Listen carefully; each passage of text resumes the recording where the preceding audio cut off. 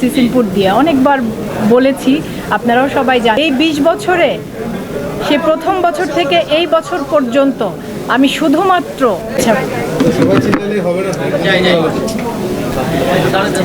প্রথমে একটু সিজেবি সম্পর্কে বলে নেই। সিজেবি বহু পুরনো এবং ঐতিহ্যবাহী সংগঠন, এবং এই পুরস্কারের আয়োজনটাও বহু পুরনো। আমি যদি ভুল না করে থাকি, এবার বোধহয় 25 বা 24তম আয়োজন হচ্ছে, 23তম। হ্যাঁ, তার মানে একটা সংগঠন একটা আয়োজন 23 বছর ধরে করছে, এটা কিন্তু বিশাল ব্যাপার, বিশাল ব্যাপার। তো আমার অভিনন্দন সিজেবি, মানে সিনে জার্নালিস্ট, সাংবাদিকতার সাথে যারা যুক্ত তাদের সবার প্রতি, এই সংগঠনের সাথে যারা যুক্ত তাদের সবার প্রতি। এবং এই আয়োজনে আমি প্রথমবারের মতো মনোনয়ন পেয়েছি। তারা আমাকে, জুরি বোর্ড আমাকে মনোনয়নযোগ্য মনে করেছেন। তারা আমাকে বেস্ট অ্যাক্ট্রেস পপুলার ক্যাটাগরিতে মনোনয়ন দিয়েছেন এবং আমার ধন্যবাদ সবার প্রতি। আর কিছু কথা বলেন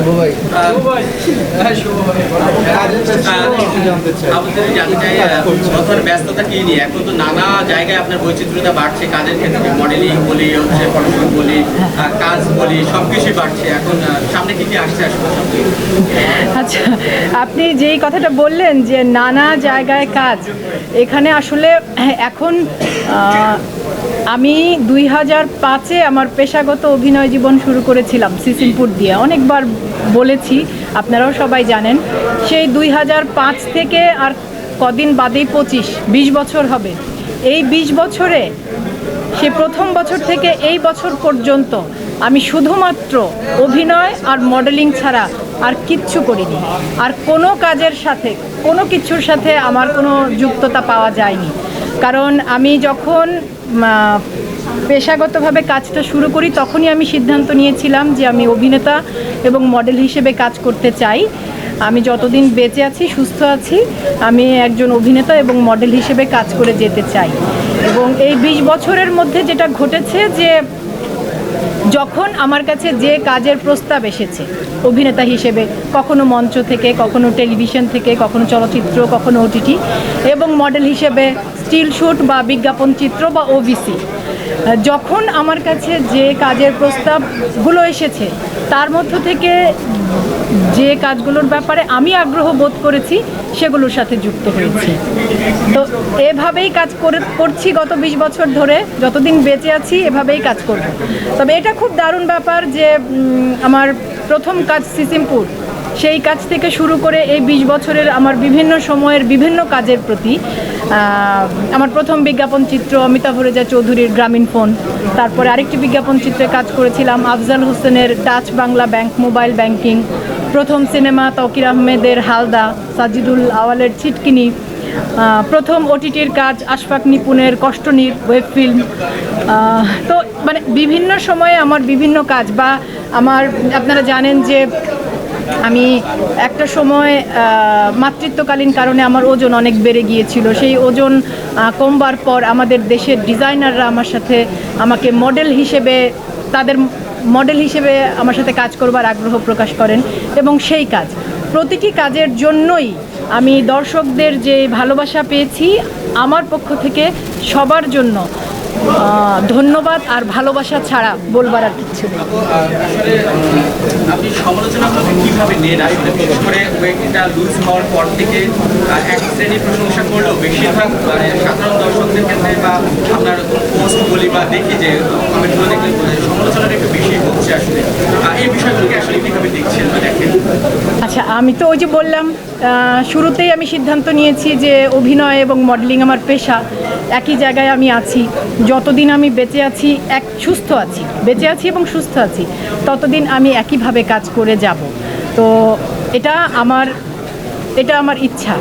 তো সেই কাজ কারো ভালো লাগবে, যার যেটা বেশি ভালো লাগবে সে বেশি প্রশংসা করবে, কারো ভালো লাগবে না, কারো ভালো না লাগলে সে সমালোচনা করবে।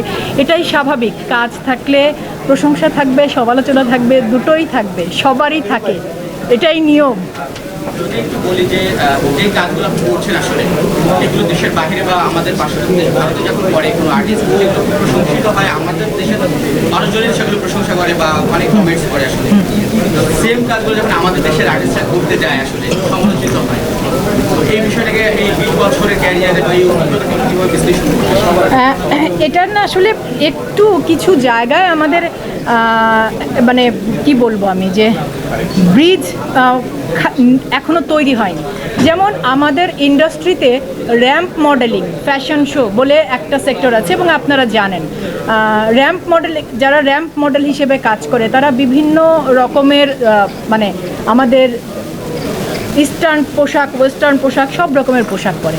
কিন্তু সোশ্যাল মিডিয়া না থাকবার কারণে এগুলো সাধারণ মানুষরা ওভাবে জানতে পেতেন না যে ঢাকায় র্যাম্প শোগুলোতে মডেলরা কেমন পোশাক পরে বা ডিজাইনাররা কেমন পোশাক ডিজাইন করে। আপনি যে প্রশ্নটা করেছেন আমি বুঝেছি যে ধরেন আমি যে কটি শ্যুট গত 2 বছরে করেছি প্রত্যেকটি ডিজাইনার আমাদের দেশি ডিজাইনার, আমাদের দেশে প্রতিষ্ঠিত ডিজাইনার হিসেবে তারা কাজ করছেন এবং বেশিরভাগই নারী। নাজিয়া হাসান, সাফিয়া সাথী, সামিনা সারা, তাসমিত আফিয়াত আর্নি, সানায়া চৌধুরী, যে কজনের নাম বললাম আমি গত 2 বছরে এই কজন ডিজাইনারের হয়ে কাজ করেছি। তারা প্রত্যেকে নারী, আমার থেকে বয়সে ছোট।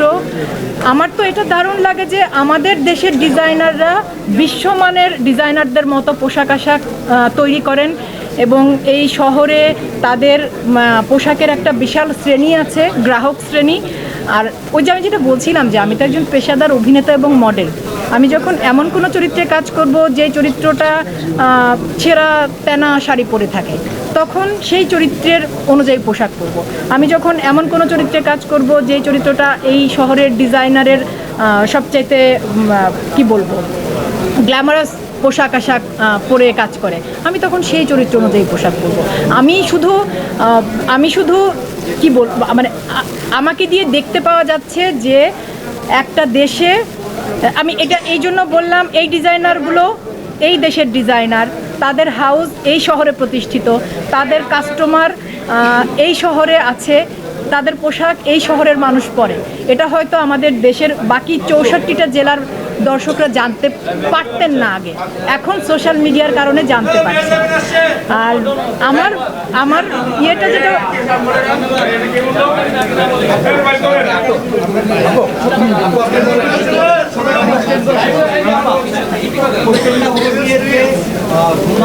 অভিনয়